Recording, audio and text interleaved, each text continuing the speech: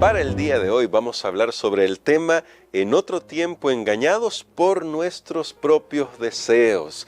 Así que hoy vamos a descubrir algo, si no es que ya lo sabemos, pero en realidad espero que la lección de hoy nos ayude a reflexionar sobre por qué necesitamos tanto la gracia de nuestro Señor Jesucristo. Así que vamos a orar. Querido Padre, necesitamos sabiduría, necesitamos de tu Espíritu Santo para que impresione nuestras mentes, nuestros corazones y nos ayudes a comprender cómo tú quieres obrar en nuestras vidas para liberarnos también de nuestros propios impulsos, deseos pecaminosos, de nuestra naturaleza pecaminosa. En el nombre de Jesús oramos. Amén. Pastor Daniel Perla, para el día de hoy vamos a ir a un versículo más de Efesios 2. Ya ayer comenzábamos con los primeros dos versículos, el 1 y el 2 de Efesios 2. Hoy vamos a ir al versículo 3, porque a mí me resulta importante hacerle una pregunta. Y es que la Biblia dice, y está en nuestra lección citado, así que por eso tomo la lección, porque aquí está citado, entre ellos, es decir, los desobedientes que ya se mencionaron en los versículos anteriores, todos nosotros también vivimos en otro tiempo al impulso de los deseos de nuestra carne, haciendo la voluntad de la carne y de los pensamientos, y éramos por naturaleza hijos de ira, igual que los demás. A propósito de este texto, pastor, ayer ya se comentaba que hay todo un sistema, el sistema de este mundo, Satanás está detrás de ese sistema, pero a veces, pastor, resulta que como cristianos tendemos a culpar a Satanás por todo lo que nosotros hacemos, pero creo que este texto está poniendo también la responsabilidad en nosotros mismos. Bueno, la gran verdad es que ya internamente nosotros, una vez Adán y Eva cayeron en pecado, pasaron a su generación posterior, a todos sus descendientes, esa pecaminosidad ya inherente. Ya el pecado no era solamente una acción, sino un estado. Ya se nace, no es un bebé. Tal vez alguien, y aquí tenemos que hacer la aclaración, y dice, no, pero como un bebé, y yo mismo, por ejemplo, cuando vemos un niño pequeño, menos de un año, ya le tienen que estar haciendo cirugías y esto, y uno dice, ¿qué hizo ese bebé? No, él no ha cometido acciones pecaminosas, pero tenemos que comprender aquí, no es el espacio ahora o el tema para esto, pero ¿qué es el pecado? Si yo relego la palabra pecado solamente a acciones pecaminosas, el que robó, el que mató, el que adulteró, entonces yo voy a pensar, claro, una persona está adentro de 4 paredes, y no se puede mover a ningún lado, no está pecando. ¿Y qué con su mente? Ahí menciona los pensamientos. ¿Qué con su naturaleza? Tal vez aquí ha venido a mi mente otro ejemplo, otra ilustración, que al paralítico que Jesús sanó allí junto al estanque de Betesda, Jesús lo encuentra después que lo ha sanado y le dice, mira, vete y no peques más para que no te suceda algo peor.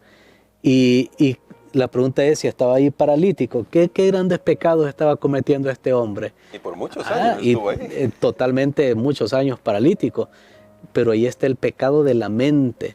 O sea, el pecado es más que una acción, mis amigos, y al final es una condición de separación de Dios, que eso es, ayer lo mencionábamos, cuando hablábamos que el ser humano está muerto ante Dios, y por eso una persona en esta tierra puede vivir una vida decente, moralmente recta, según los códigos y cánones de cada sociedad, puede conducirse bien, pero si no tiene a Jesús, y tengo que volver a repetir eso, está muerto, porque ya hay como condición en su naturaleza pecado. Una persona, un pecador, claro, puede hacer acciones buenas, pero eso no lo hace una buena persona. Su naturaleza, ¿cómo lo sabemos? Bueno, es que todos tenemos la semilla del mal, ya viene ahí inherente desde que nosotros nacemos. Necesitamos ser salvados definitivamente por el poder de Dios. Pero bueno, habiendo comentado un poco acerca de esto, y digo un poco porque no tenemos para desglosar todo el tema, pero recordemos que ayer hablábamos cómo era ese sistema. Está la corriente del mundo, lo que el mundo nos demuestra, nos enseña. Decía alguien, Hoy hasta para manejar va a haber que manejar con los ojos cerrados, porque usted va manejando en la calle y ve grandes rótulos ahí con imágenes que no son decentes, y todo eso usted no las buscó, están ahí. Claro, no significa que va a manejar con los ojos cerrados, solo es como la situación a la que hemos llegado. A veces habrá que hacer esfuerzos realmente conscientes, porque toda la corriente del mundo va en una dirección, y ya vimos que quien está detrás de eso es Satanás, es la mente maestra que mantiene todo este sistema. Pero entonces ahora el apóstol introduce y dice: nosotros en otro tiempo andando en los deseos de nuestra carne. Y esto me recuerda mucho lo que escribía Santiago. Dice: cada uno es seducido por lo que ya hay en su corazón. Santiago capítulo 1, ahí él lo expresa muy claramente. Y en otras palabras dice: mira, si tú enganchaste con un pecado en particular, es porque ese pecado ya está en ti. O sea, esa inclinación. A veces las personas dicen: no, es que pasó esto, es que me insistieron, es que aquí no. El asunto es que eso hizo clic con tu vida, porque ya allí estaba. Internamente nosotros también tenemos esta situación. Entonces notemos cómo está el ser humano. Está desesperanzado, sí, totalmente. Por un lado el diablo lo está tentando, está poniendo toda la corriente de este mundo.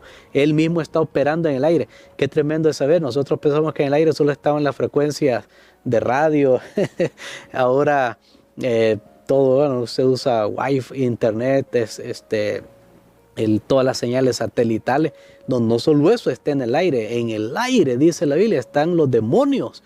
Es una realidad, y parece que las personas están respirando eso por la manera como muchos se comportan muchas veces, pero también adentro está el mal. Entonces el ser humano está en un estado, en una condición totalmente deplorable. Por eso es que el apóstol dice muerto, y él resume. Esa palabra tiene que impactarnos. ¿Cómo es la condición de una persona mientras no ha aceptado el plan de salvación? Está muerto. Y precisamente cuando reconocemos esa situación es que podemos comenzar a aceptar y a recibir el don de la gracia de Dios. Y ahora, pastor, porque siguiendo con esta línea de cuán desesperada es nuestra situación, ¿a qué se refiere Pablo cuando hacia el final del versículo 3 dice que éramos por naturaleza hijos de ira, igual que los demás? A veces, y debo admitirlo, cuando he leído este pasaje, tengo la tendencia a pensar que de nuevo se refiere simplemente al hecho de que tenemos una naturaleza tendiente al pecado y que estamos cargados con eso, pero viendo que la situación es mucho más complicada de la que uno podría pensar, ¿a qué se refiere Pablo con este tema de que somos hijos de ira cuando estamos muertos de nuestros delitos y pecados? Bueno, aquí tenemos dos expresiones en estos pocos textos, en el 2 y el 3. Él menciona hijos de ira, pero en el 3, en el versículo 3. En el versículo 2 dice hijos de desobediencia, y esto debemos entenderlo por sinónimo. En otras palabras, una persona fuera de Cristo está listo para la condenación, para el juicio de Dios. Entonces, cuando él habla de que éramos hijos de ira, en otras palabras es que la persona solo está esperando la condenación, el castigo final, porque sí, amigos, hay un juicio final. Y eso tiene que ser bien claro. El ser humano puede pensar que puede pasar impunemente por esta vida, hacer lo que quiere. Yo no acepto a Dios, yo no acepto el Evangelio, me burlo, no me importa y no pasa nada, y me muero y me quedo ahí enterrado y no pasa nada. No, Jesús dijo: yo lo resucitaré en el día final, pero no precisamente para salvación, sino para condenación, porque esto tiene que ver con otro tema, que el tema del juicio, la justicia de Dios, la ley de Dios y todo eso. Pero es claro que aquí el apóstol Pablo, cuando dice hijos de ira, realmente está hablando de la suerte que van a correr aquellos que no acepten el plan de salvación. Aquí contradice la idea que muchos piensan: todos somos hijos de Dios, así automáticamente. No, sino si no hemos recibido lo que vamos a estudiar esta semana, el plan de salvación, lo que el Evangelio nos enseña, si no lo hemos recibido en nuestros corazones, simplemente nosotros no somos hijos de Dios, somos hijos de desobediencia, somos hijos de ira. Y Jesús una vez lo dijo allá a los judíos, ustedes son hijos del diablo, tuvo que, en otras palabras más directamente, hijo del diablo, hijo de ira, hijo de desobediencia, todo eso es sinónimo. Si no tenemos a Jesús, nuestra suerte tristemente es hacia el juicio de condenación. Y esto nos habla, pastor, entonces, para finalizar nuestra reflexión de hoy, de esa gran decisión que debemos tomar al final.